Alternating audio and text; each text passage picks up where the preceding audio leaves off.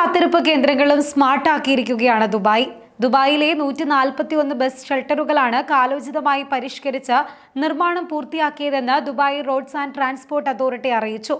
നവീന മാതൃകയിൽ രൂപകൽപ്പന ചെയ്ത ഇവ ജനസൗഹൃദമാണെന്നും RTA അറിയിച്ചിട്ടുണ്ട്.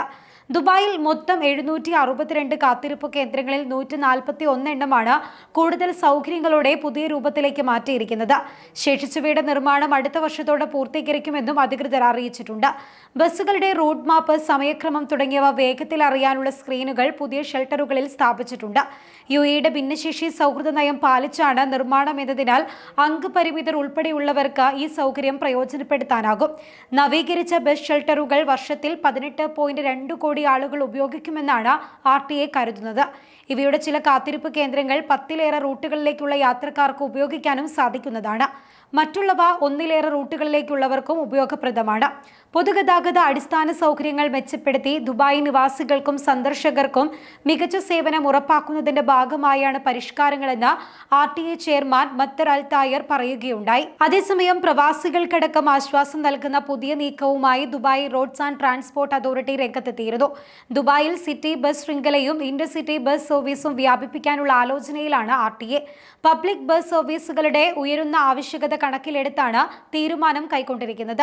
പൊതുഗതാഗത യാത്രക്കാരുമായി നടത്തിയ ടോക്ക് ടു അസ് എന്ന പരിപാടിക്ക് ശേഷമാണ് RTA പുതിയ പ്രഖ്യാപനം നടത്തിയിട്ടുള്ളത്. ദുബായിലെ വിവിധ പ്രദേശങ്ങളിലൂടെയുള്ള ആന്തരിക ബസ് റൂട്ടുകളും ദുബായിയെ മറ്റ് എമിറേറ്റുകളുമായി ബന്ധിപ്പിക്കുന്ന ഇന്റർസിറ്റി റൂട്ടുകളുടെ ആവശ്യകതയുമാണ് പരിപാടിയിൽ കൂടുതലായി ഉയർന്നു വന്നത്. RTAയുടെ കണക്കുകൾ പ്രകാരം ഈ വർഷം ജനുവരി മുതൽ ജൂൺ വരെ 89.2 ദശലക്ഷം പേരാണ് ദുബായിലെ ബസ് സർവീസ് ഉപയോഗിച്ചിട്ടുള്ളത്. ആകെ പൊതുഗതാഗത യാത്രക്കാരിൽ 24.5%. ദുബായിലെ പ്രധാന റൂട്ടുകളിലെ ഗതാഗത തടസ്സം 30% വരെ കുറയ്ക്കാൻ കഴിയുന്ന വിദൂരവും സൗകര്യപ്രദവുമായ ജോലി സമയ നയങ്ങൾ നടപ്പിലാക്കാൻ ഈ മാസം ആദ്യം RTA നിർദ്ദേശിച്ചിരുന്നു.